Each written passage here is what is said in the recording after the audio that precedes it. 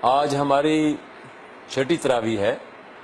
اور اس میں سورۃ الانعام کی تلاوت ہوئی ہے۔ سورۃ الانعام یہ مکی صورت ہے، اس سے پہلے والی صورتیں مدنی صورتیں تھیں۔ انعام اس کے ایک حصے میں 17ویں رکوع کے اندر انعام کا ذکر ہے، یعنی چوپایوں کا، تو باقی صورتوں سے ممیز کرنے کے لیے اس کا نام رکھ دیا سورۃ الانعام۔ اللہ تبارک و تعالیٰ نے بالکل آغاز میں اپنی حمد و تعریف سے اس مضمون کو شروع کیا ہے۔ الحمدللہ الذی خلق السماوات والارض وجعل الظلمات والنور۔ دیکھیے کتنی عظیم بات ہے، اگر آدمی ذرا سی غور کرے کہ آسمانوں کا پیدا کرنا اور زمین کا پیدا کرنا، یا آسمان اور زمین کوئی معمولی چیز تو نہیں ہے، اور پھر اس کے اندر روشنی کا اور اندھیرے کا پیدا کرنا۔ یہ روشنی اور اندھیرا کیا ہے؟ دونوں کے اندر انعامات ہیں اللہ تعالیٰ کے، دونوں کے اپنے اپنے فوائد ہیں۔ تو یہاں اللہ تعالیٰ نے آغاز میں اپنی تخلیق اور اپنی قدرتوں کا ذکر کیا،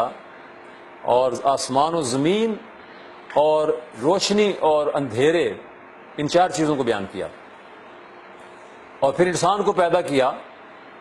اور انسان کو اللہ تعالیٰ نے بہت اچھے انداز میں پیدا کیا، ساری نعمتیں دے کر پیدا کیا، نیک سکھ سے درست کیا، عقل و شعور عطا فرمایا، لیکن وہ حد سے گزر جاتا ہے اور اپنے دینے والے کی نعمتوں کا شکر ادا نہیں کرتا۔ اللہ تعالیٰ بار بار اپنی نعمتوں کا ذکر کرتا ہے، خشکی کے اوپر، سمندروں کے اندر، مشکلات میں اللہ تعالیٰ کس طرح مدد کرتا ہے، یہ سارے معاملات کو بیان فرماتا ہے۔ اور ساتھ ہی وہ یہ بھی کہتا ہے کہ اِن یمسسک اللہ بضر فلا کاشف لہ الا ہو وَإِن یمسسک بخیر فہو علی کل شیء قدیر۔ یہ نفع نقصان اللہ کے ہاتھ میں ہے۔ اگر اللہ کی طرف سے فیصلہ ہو چکا ہو کسی شخص کو کوئی نقصان پہنچانے کا، تو کوئی اسے روک نہیں سکتا۔ کسی قوم کو، کسی فرد کو، کسی طاقتور انسان کو جب اللہ کی پکڑ آتی ہے کوئی روک نہیں سکتا۔ اور اللہ تبارک و تعالیٰ جب کسی کو نفع پہنچانا چاہے تو کوئی لاکھ جتن کر لے اس کو روکنے کے، وہ نہیں روک سکتا۔ یہ سب اللہ کے ہاتھ میں ہے، اور مومن کا اس پر یقین ہے۔ مومن اس پر مطمئن ہوتا ہے، نفع ملتا ہے تو شکر ادا کرتا ہے، اور اگر نقصان ہو جاتا ہے تو صبر کرتا ہے، اور دونوں حالتوں میں مومن کے لیے اجر ہے۔ آگے اللہ تبارک و تعالیٰ نے زندگی کے بعد موت، اور موت کے بعد زندگی جو اس کا تذکرہ کیا ہے،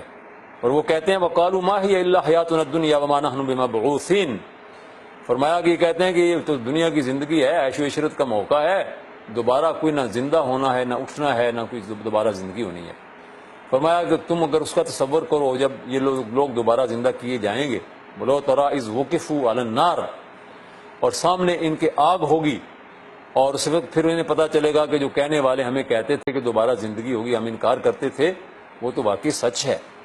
لیکن اس وقت ہاتھ ملنے سے کیا ہوگا؟ زندگی کی مہلت جب تک موجود ہے تو ایک کٹر سے کٹر کافر جو ہے اور منکر جو ہے، اس کے لیے بھی توبہ کا دروازہ، مغفرت کا دروازہ، جنت کا دروازہ کھلا ہے، لیکن وہ اس کی طرف آئے۔ لیکن جب موت آ گئی تو موت کے بعد پھر جس کیفیت میں وہ دنیا سے گیا اسی کیفیت میں اٹھایا جائے گا، اور وہی اس کا انجام ہوگا۔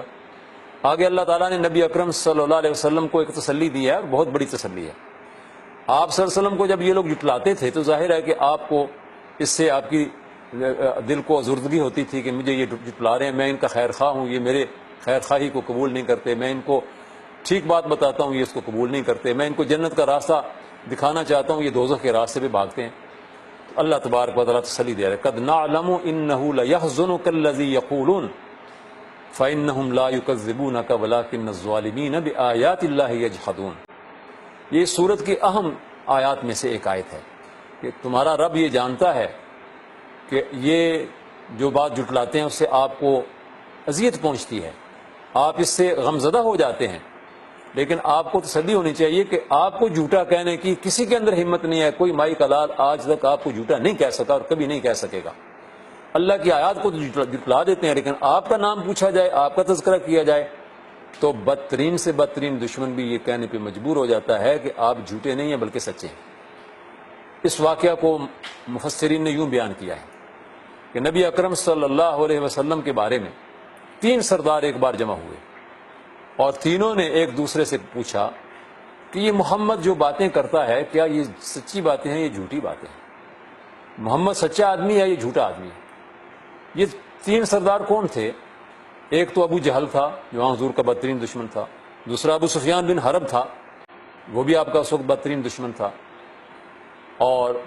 ایک تیسرا سردار تھا جو ان کے ساتھ تھا، اور اس نے بھی ان کی بہاں میں ہاں ملائی، لیکن اس نے ایک سوال کیا، اور اس نے یہ کہا کہ مجھے بتاؤ، ابو جہل سے کہا مجھے یہ بتاؤ کہ محمد جو باتیں کرتا ہے کیا یہ باتیں سچی ہیں یا جھوٹی ہیں، اور محمد سچا انسان ہے یا جھوٹا انسان ہے؟ تو ابو جہل نے کہا ہم تینوں ہی ہیں یہاں پر، بات سنو، خدا کی قسم محمد نے کبھی جھوٹ نہیں بولا، یہ جھوٹا نہیں ہے، لیکن بات یہ ہے کہ ہم نے ان کے خاندان کا ہمیشہ مقابلہ کیا، ہمارے درمیان اور بنو ہاشم کے درمیان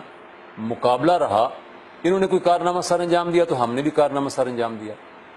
انہوں نے کوئی اچھا کام کیا اور لوگوں کو خوش کرنے کے لیے کوئی کام کیا، ہم نے بھی کام کیا، بہادری انہوں نے دکھائی، ہم نے بھی دکھائی، شجاعت، سخاوت، جو میدان تھا ہم نے اس میں ان کا مقابلہ کیا اور کبھی ان سے مات نہیں کھائی۔ اب ان کے اندر یہ کہتے ہیں ہمارے درمیان رسول ہے،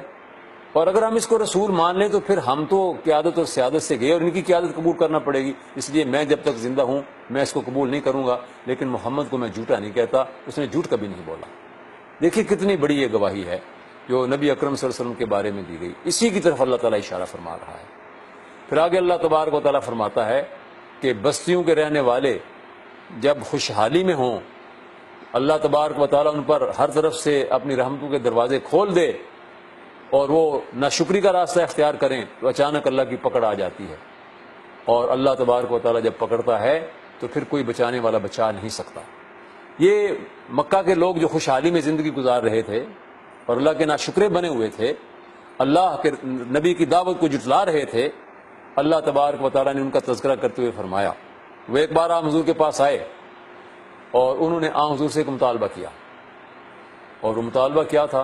مطالبہ یہ تھا کہ ہم آپ کے ساتھ بیٹھنے کو تیار ہیں، آپ کے ساتھ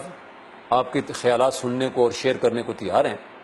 لیکن ہمارے مقام سے اور ہمارے مرتبے سے فروغ آ رہا ہے کہ یہ بلال یہاں بیٹھا ہوا ہو ہمارے درمیان، ہمارے برابر میں، عمار بیٹھا ہوا ہو، یاسر بیٹھا ہوا ہو، اور خبیب بیٹھا ہوا ہو، یہ لوگ ہمارے درمیان بیٹھے ہوئے ہوں، ہمیں یہ گوارا نہیں ہے ہم ایسی مجلس میں بیٹھیں، ان کی تو کوئی حیثیت نہیں ہے، یہ تو غلام ہے۔ اللہ تعالیٰ نے فرمایا کہ آپ ان لوگوں کے ساتھ جو اللہ کی رضا کے طلبگار ہیں جڑے رہیں، اور وَلَا تَطْرُدِ الَّذِينَ يَدْعُونَ رَبَّهُمْ بِالْغَدَاةِ وَالْعَشِيِّ، جو صبح و شام اللہ کو پکار رہے ہیں، آپ ان کو اپنے سے دور مت کریں، اور یہ جو انکار کرنے والے ہیں اور اپنی سیادت و قیادت کے گھمنڈ میں مبتلا ہیں، ان کی کوئی پرواہ نہ کریں، ان کے ہاتھ میں اور اختیار میں کیا ہے؟ سب کچھ اللہ تعالیٰ کے اختیار میں ہے۔ تو اللہ تبارک و تعالیٰ کو یہ بات گوارا نہ تھی کہ یہ فقراء اور یہ سابق غلام جو اللہ کے نبی پر ایمان لائے اور ہر قربانی دے رہے تھے، ہر مشکل اور مصیبت اور ابتلا میں سے مردانہ وار گزر رہے تھے، ان کو حضور سے دور کر دیا جائے۔ اللہ تبارک و تعالیٰ کو بندے کا عمل جو ہے وہ پسند ہے، اور اس کی قدر و قیمت ہے، بندے کی چمڑی اور چال ڈھال اور اس کے لباس اور اس کی دولت سے اللہ تعالیٰ کو کوئی غرض نہیں ہے۔ آگے اللہ تبارک و تعالیٰ تذکرہ کرتا ہے ان لوگوں کا کہ جو شرک اور بت پرستی میں مبتلا ہیں۔ فرمایا جب یہ سمندری سفر پر جاتے ہیں اور کسی منجدھار کے اندر ان کا بیڑا پھنس جاتا ہے، کشتی ڈولے ہچکولے کھانے لگتی ہے، ڈاماڈول ہونے لگتی ہے، تو پھر کیا کرتے ہیں؟ کیا کہتے ہیں اس وقت؟ لَإِنْ أَنْجَانَا مِنْ هَٰذِهِ لَنَكُونَنَّ مِنَ الشَّاكِرِينَ، دعوا اللہ مخلصین لہ الدین، اللہ کو پکارتے ہیں دین کو اس کے لیے مخلص کرتے ہوئے کہ اگر اس نے ہمیں نجات دے دی ہم پھر شرک نہیں کریں گے، ہم اسی پر ایمان رکھیں گے۔ لیکن اللہ تعالیٰ کیا فرماتا ہے؟ فَلَمَّا أَنْجَاهُمْ إِذَا هُمْ يَبْغُونَ فِي الْأَرْضِ بِغَيْرِ الْحَقِّ، جب اللہ تعالیٰ نجات عطا فرما دیتا ہے تو پھر یہ بغاوت اور ناشکری کا راستہ اختیار کر لیتے ہیں۔ یعنی یہ حال ہے انسان کا، مصیبت میں اللہ کو پکارتا ہے، مصیبت ٹل جاتی ہے تو پھر اپنی پرانی شیطانی ڈگر پہ چلا جاتا ہے۔ یہ بد نصیبی ہے، بدبختی ہے، یہ خوش نصیبی نہیں ہے انسان کی۔ اور شیطان جو ہے وہ انسان کو اللہ کے ذکر سے غافل کرتا ہے۔ وَإِمَّا يُنْسِيَنَّكَ الشَّيْطَانُ فَلَا تَقْعُدْ بَعْدَ الذِّكْرَىٰ مَعَ الْقَوْمِ الظَّالِمِينَ، شیطان اللہ کے ذکر سے غافل کرتا ہے تو بندہ اپنی ایسی مجلس بنا لیتا ہے اور ایسی مجلس میں چلا جاتا ہے جہاں شیطانی باتیں ہوتی ہیں۔ پھر آگے اللہ تبارک و تعالیٰ نے اپنے ایک اس بندے کا ذکر کیا ہے جس بندے نے بت پرستی کے ماحول میں آنکھ کھولی، حتیٰ کہ جس گھر میں پیدا ہوا وہ گھر بت پرستی ہی کا مرکز نہیں تھا بلکہ بت سازی کا وہ ایک کارخانہ تھا، ابراہیم علیہ السلام کا ذکر ہے جو آزر کے گھر میں پیدا ہوئے، اور آزر جو تھا وہ بادشاہ کا درباری بھی تھا اور بتوں کا صنعت کار بھی تھا، یعنی بت بنایا کرتا تھا، لوگ اس سے بت خریدتے تھے۔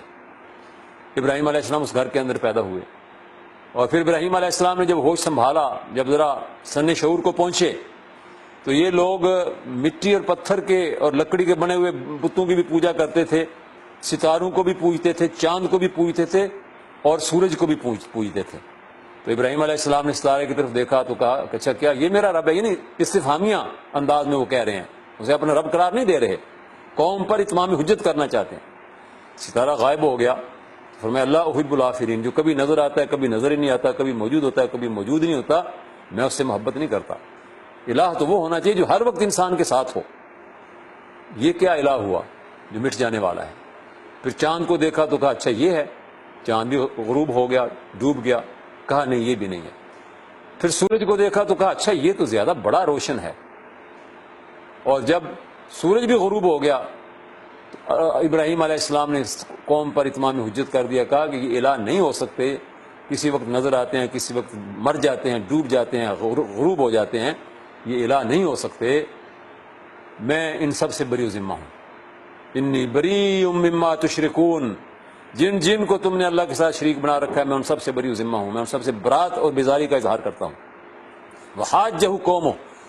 تو آپ کی قوم نے آپ کے ساتھ جھگڑا کیا، اور اس جھگڑے کا یہاں تو تفصیلی ذکر نہیں ہے، لیکن آگے ذکر آئے گا کہ ان کو آگ میں بھی پھینکا گیا، ان کو گھر سے بھی نکالا گیا، ان کو ایذائیں بھی پہنچائی گئیں، کیا کچھ ہوا، لیکن ہر مقام پر ڈٹ گئے۔ یہاں وہ کہتے ہیں انی وجہت وجہی للذی فطر السماوات والارض حنیفا وما انا من المشرکین، میں نے اپنا رخ اس ذات کی طرف پھیر لیا، اپنا رخ اس کی طرف موڑ لیا جس نے زمین و آسمان کو پیدا کیا۔ میں حنیف، ہر جانب سے منہ موڑ کر یکسو ہو کر اس کی جانب اپنا رخ پھیر چکا ہوں، میں اسی کا بندہ ہوں، میرا خدا، میرا مالک، میرا رب، میرا الہ وہی ہے، اور میں تمام ان چیزوں سے برات کا اظہار کرتا ہوں جن کو تم اللہ کے ساتھ شریک ٹھہراتے ہو۔ اور پھر فرمایا کہ اللہ تبارک و تعالیٰ نے ابراہیم علیہ السلام کو مقام و مرتبہ بخشا، ان کی نسل کے اندر اللہ تعالیٰ نے انبیاء پیدا کیے، انہوں نے انبیاء کا ذکر کیا ہے۔ وَمِن ذُرِّيَّةِ ابراہیم، ابراہیم کی ذریت سے انبیاء کرام، اس میں موسیٰ و داؤد کا ذکر کیا ہے، ہارون کا ذکر کیا ہے، الیاس کا ذکر کیا ہے، بہت سارے انبیاء ہیں جن کا اس منظر کے اندر ذکر کیا گیا ہے جو ابراہیم علیہ السلام کی اولاد میں سے تھے۔ تو اللہ تبارک و تعالیٰ نے پھر آگے جا کر یہ بات ارشاد فرمائی کہ یہ میرے نبی ہیں، بڑے برگزیدہ ہیں، سن لو کہ اگر میرا کوئی نبی بھی شرک کرے تو وہ بھی میری رحمت سے محروم ہو جائے۔ شرک اتنا بڑا جرم ہے، کفر اور شرک یہ مومن کو زیب نہیں دیتا، ایمان کا دعویٰ بھی کرے اور کفر اور شرک کے کام بھی کرے۔ اللہ تعالیٰ نے فرمایا کہ جو لوگ اللہ رب العالمین کا مقام نہیں پہچانتے، وما قدر اللہ حق قدرہ، وہ اپنے رب اور اپنے خالق اور اپنے مالک اور اپنے مہربان اور اپنے رحمان اور اپنے رحیم کی قدر نہیں پہچانتے، دعا کیجیے ہم ان لوگوں میں شامل نہ ہو جائیں جو اپنے رب کی قدر نہیں پہچانتے۔ ہم اللہ تعالیٰ کی نازل کی ہوئی کتاب پر ایمان رکھیں، اس میں شک و شبہ نہ کریں، اپنی طرف سے کوئی بات اس کے اندر داخل نہ کریں، اور اللہ تبارک و تعالیٰ کے سامنے حاضری کے دن سے خوف کھاتے رہیں اور اس کی تیاری کریں۔ لَقَدْ جِئْتُمُونَا فُرَادَا كَمَا خَلَقْنَاكُمْ أَوَّلَ مَرَّةٍ وَتَرَكْتُم مَّا خَوَّلْنَاكُمْ وَرَاءَ ظُهُورِكُمْ وَمَا نَرَىٰ مَعَكُمْ شُفَعَاءَكُمُ الَّذِينَ زَعَمْتُمْ أَنَّهُمْ فِيكُمْ شُرَكَاءُ، آج ہم نے اپنا دربار لگایا، تم ہمارے دربار میں اکیلے اکیلے اس طرح سے آئے ہو جس طرح پیدا اکیلے اکیلے ہوئے تھے۔ ہر شخص اپنی ذاتی حیثیت میں پیدا ہوا ہے، کسی ایک انسان کی ہاتھوں کی انگلیوں کے اوپر جو نشانات ہیں کسی دوسرے انسان سے نہیں ملتے، نہ پرانے لوگوں سے، نہ نئے لوگوں سے، نہ اپنے ہم عصر لوگوں سے۔ ہر شخص کو اللہ نے اس کی ذاتی حیثیت میں پیدا کیا ہے، اور پھر اللہ تبارک و تعالیٰ کے دربار میں بھی جب جائیں گے تو ہر ایک اپنی حیثیت میں وہاں پر موجود ہوگا۔ میں فلاں کا بیٹا ہوں، میں فلاں کا باپ ہوں، نہیں، میں فلاں قبیلے سے ہوں، نہیں، میرا یہ عمل ہے، میرا یہ ایمان ہے، میں یہ شخص ہوں، یہ حیثیت ہوگی۔ لَقَدْ جِئْتُمُونَا فُرَادَا، تنہا تنہا تمہیں اپنا حساب دینا ہے، کوئی کسی کا حساب نہیں دے گا، اور تم نے جو جن لوگوں نے شرک کیا ان کو اللہ تعالیٰ کہے گا تم نے میرے ساتھ جو شریک بنا رکھے تھے آج کہاں ہیں وہ، اور کوئی وہاں پر کسی کا پرسان حال نہیں ہوگا۔ لَقَدْ تَقَطَّعَ بَيْنَكُمْ وَضَلَّ عَنْكُمْ مَا كُنْتُمْ تَزْعُمُونَ، وہ رشتے منقطع ہو جائیں گے جو دنیا کے اندر قائم کیے ہیں لوگوں نے، باطل کے سب رشتے ختم ہو جائیں گے، ہاں ایمان کا رشتہ اس روز بھی قائم ہوگا۔ اہل ایمان ایک دوسرے کے خیر خواہ ہوں گے، ہمدرد ہوں گے، ایک دوسرے کے لیے دعا گو ہوں گے۔ کوئی کسی کا ہاتھ پکڑ کر تو نہیں کہہ سکے گا کہ میں اس کا وکیل ہوں، لیکن دعائیں ضرور ایک دوسرے کے لیے کریں گے، خیر خواہی کا جذبہ ضرور ہوگا۔ الاخلاء یومئذ بعضهم لبعض الا المتقون، دوست دشمن بن جائیں گے، ہاں متقیوں کی دوستی قائم رہے گی۔ آگے اللہ تبارک و تعالیٰ نے فرمایا کہ یہ جو زمین میں تم گٹھلی دبا دیتے ہو یا بیج ڈال دیتے ہو، اسے کونپل کون نکالتا ہے؟ دیکھیے اللہ تعالیٰ نے کتنا بڑا سوال کیا ہے اور کتنی بڑی اہم بات ہے۔ پھر اسی طرح سے ستاروں کے بارے میں، چاند کے بارے میں، سورج کے بارے میں، اپنے وقت پر کون ان کو طلوع کرتا ہے، کون ان کو غروب کرتا ہے؟ اللہ کے ساتھ ہے کوئی اور الہ؟ کوئی بھی نہیں ہے۔ پھر اللہ تعالیٰ فرماتا ہے کہ وہ زمین و آسمان کا پیدا کرنے والا ہے، اس کی کوئی بیوی نہیں ہے، تم کہتے ہو اس کی اولاد ہے۔ کتنا ظلم ڈھاتے ہو اے مشرکو، کتنی غلط بات کرتے ہو، اپنی زبان سے کتنا غلط قول نکالتے ہو۔ پھر اللہ تعالیٰ نے اہل ایمان کو حکم دیا ہے کہ اللہ کی عبادت کرو، اللہ کے راستے کی طرف دعوت دو، اور جو لوگ بت پرستی کرتے ہیں ان کے بتوں کو گالیاں نہ دو۔ انہوں نے یہ تو بتا دو کہ بت تمہارا کچھ نہیں بنا سکتے، لیکن بتوں کو گالیاں نہ دو، ایسا نہ ہو کہ وہ اللہ کو گالیاں دینا شروع کر دیں۔ یعنی دعوت کا کام جو ہے وہ بڑی حکمت کے ساتھ کرنا چاہیے، دلوں کو جیتنے کی کوشش کرنی چاہیے، نمک پاشی نہیں کرنی چاہیے۔ اور فرمایا کہ شیاطین الجن اور انس ہیں کہ جو آپس میں ایک دوسرے کے دوست ہیں، اور وہ آپس میں ایک دوسرے کے ساتھ سرگوشیاں کرتے ہیں، اور اہل ایمان کو ان جنوں سے، اور شیاطین جنوں کے ہوں یا انسانوں کے ہوں، ان سے بچنے کے لیے کیا راستہ بتایا ہے؟ راستہ بتایا اللہ کا ذکر۔ جو عاملوں کے ہتھے چڑھ جاتے ہیں جادو کا جواب جادوگری سے، وہ شیطان کے ہتھے چڑھ جاتے ہیں۔ شیاطین ہیں اور وہ آپس میں ایک دوسرے کی مدد بھی کرتے ہیں، لیکن ان کے مقابلے پہ مومن کو اللہ کا دامن پکڑنا چاہیے اور اس کی پناہ میں آنا چاہیے۔ آگے اللہ تبارک و تعالیٰ نے اپنے بندوں کا ذکر کیا ہے، ان بندوں کا ذکر کہ جو اللہ رب العالمین کی حلال کی ہوئی چیزوں کو حلال سمجھتے ہیں اور اللہ کا حق بھی ادا کرتے ہیں، زمین کی پیداوار میں بھی، جانوروں کے اندر بھی، مال کے اندر بھی۔ اور فرمایا کہ مشرکین نے کیا کیا تھا؟ مشرکین نے اپنے مال کے اندر یوں تصرف کیا کہ انہوں نے کہا یہ تو ہمارا ہے اور یہ ہمارے بتوں کا ہے، اور اللہ کا حصہ اگر کوئی ہے تو اللہ کو دینے کی بجائے خود کھا جاؤ یا بتوں کو دے دو۔ یہ کفار کا اور بت پرستوں کا معاملہ ہے۔ بندہ مومن کا کیا معاملہ ہے؟ اللہ کا جو حصہ ہے جو اس نے مقرر کیا اپنے مال میں، اس کو بڑی خوشی کے ساتھ نکالتا ہے، اور مال اسی وقت پاک ہوتا ہے جب وہ حصہ نکال دیتا ہے۔ اور اس صورت کے آخر میں اللہ تبارک و تعالیٰ نے ارشاد فرمایا من جاء بالحسنۃ فلہ عشر امثالھا، جو کوئی ایک نیکی لے کر آئے گا اسے 10 نیکیوں کے بدل، کم از کم 10 نیکیوں کا بدلہ ملے گا۔ ومن جاء بالسیئۃ فلا یجزی الا مثلھا وهم لا یظلمون، اور جو کوئی برائی لے کر آئے گا تو برائی، ایک ہی برائی کا بدلہ ایک ہی برائی کے برابر ملے گا۔ یعنی برائیوں کو تو اللہ تعالیٰ بڑھا چڑھا کر نہیں انسان کو عذاب دے گا، البتہ نیکیوں پر اللہ تعالیٰ بونس ضرور دے گا۔ اور یہاں پر فرمایا قل ان صلاتی ونسکی ومحیای ومماتی للہ رب العالمین، کہہ دیجیے محمد صلی اللہ علیہ وسلم بلا شبہ میری نماز اور میری قربانی، میرا جینا اور میرا مرنا سب اللہ رب العالمین کے لیے ہے۔ اسلام کی پہلی شہیدہ مکہ معظمہ میں جن کو شہید کیا گیا، صحابیہ حضرت سمیہ رضی اللہ تعالیٰ عنہ، حضرت عمار رضی اللہ تعالیٰ عنہ کی والدہ،